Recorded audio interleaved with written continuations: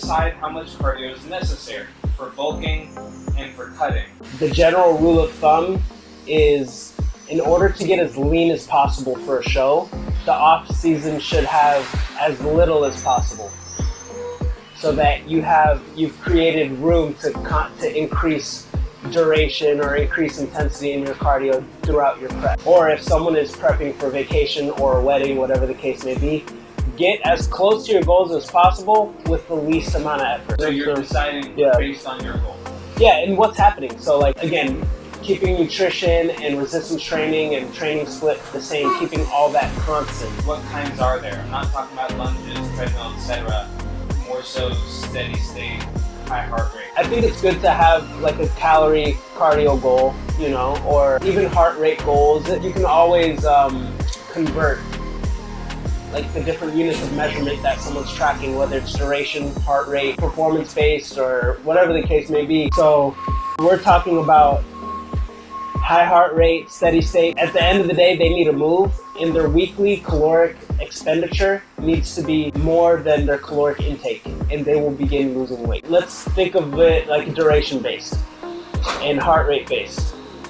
I personally do my cardio right now between 125 and 135 beats per minute, okay, for my steady state cardio.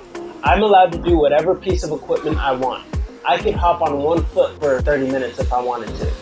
Now, do I hop on one foot for 30 minutes to keep that heart rate? No. Why? Because it's extremely uncomfortable. So choose a piece of equipment that agrees with you, your personality, whether you're moving the machine or the machine is moving you. Treadmill and Stairmasters move you, where bike and elliptical or walking outside, you are the source of energy. So for me, on the days where I'm very hyper, I'll go to something, excuse me, Lola, I'll go to something that I am the energy source, that I move, because I have a lot of energy. But on the days where I know that I probably need to be held a bit accountable on terms of my speed and my pace, I'll choose the stairs or the treadmill, because I know what numbers get me to that heart rate. Alex asks, how are your calves so big? Mom and dad. 100%. But I wasn't walking around with that. My mom has good calves, my dad has good calves. But mom was a ballerina, dad was a boxer. So do they have good calves because of their activities or genetics? I think it's a combo of both. So then I was like, wait, if I start hitting calves the same way I do other muscle groups, they might grow, and that's what happened. So most people, can you get calves like that guy? Probably not. That guy probably has less calves. So people just don't train them because, oh, I'll never have calves like so-and-so. That's not the point. You shouldn't be looking at it like that. You should be looking at it as, can my calves improve? And I say calves need a lot of volume, a lot of slow reps, a lot of foam rolling, a lot of stretching, and a lot of contracting. So calves are really high maintenance, and I train them about 3 to 4 times a week. What's it like being an entrepreneur? Ever been on a roller coaster? So yeah, I mean, having a family and being an entrepreneur is, like, we started this 45 minutes late, right? Why? Well, we had a schedule, but family called. I needed to get medication from the pharmacy for my daughter. And then the one time I'm in Target, they're out of Pedialyte and they're out of distilled water. So I was waiting,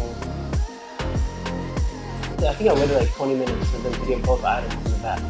So yeah, the entrepreneurship is, if you know how to stay and remain calm, you'll be able to survive the lowest lows and the highest highs.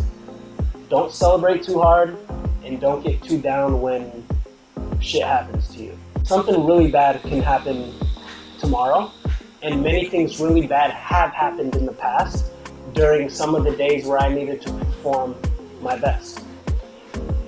So like good quarterbacks, for example, the best quarterbacks know how to forget the last play. Some people think they can learn how to do it, and I personally think a lot of it is innate. Like, does someone truly have what it takes to become an entrepreneur for the rest of their life? But I love being an entrepreneur. It's how I initially lost weight. I remember auctioning half of my sandwich because my mom made me the best sandwiches. Okay, I need to eat less. I'd cut half of it, and then all my boys would put down for the other half. So I lost weight and I made a little money.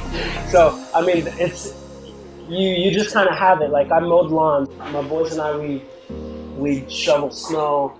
I mean, we just liked to work. It was fun for us. And when it's fun for you, like this is fun right now. I mean, I'm 32 years old doing the floss on the damn balcony with a drone and a sick daughter. So you gotta have fun with it, and it's not too serious. You're gonna have great wins and you're gonna have some great losses. What or who is your motivation? Okay. It's a very easy answer, but it's changed. It hasn't always been the same. My biggest motivation for the rest of my life now is Ava Associates. Period. I mean, my mom, my dad, Andrea, obviously I'd do anything for them, but Ava is number one. And there's a period after that too. There's no if, and, or buts about it. If someone gets in the way of what goes on her plate or anything that hinders her experiences, it's a wrap. Yeah, she's first. So yeah, that's my biggest motivation. Now, prior to Ava, my father, my mother, and my grandfather on my mom's side.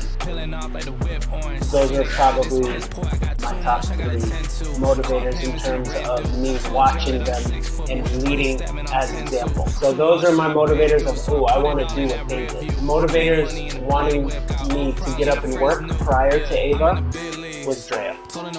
I knew that I wanted to start a family with Drea when I was 18. She is the reason I did well in college. Well, no, fuck that. She's the reason I almost got kicked out of college, right? And then she's the reason why I pretty much got almost straight A's all the way through. Ava, and then pre-Ava. The best place to ask questions will be when I post these up, for sure, under the YouTube post we're doing, and under any stupid photos or reels or videos. Yeah, just ask away, guys. Thanks for watching. I'm in the big leagues, told her don't miss me. Ballin' like Houston, ayy, feeling like Whitney.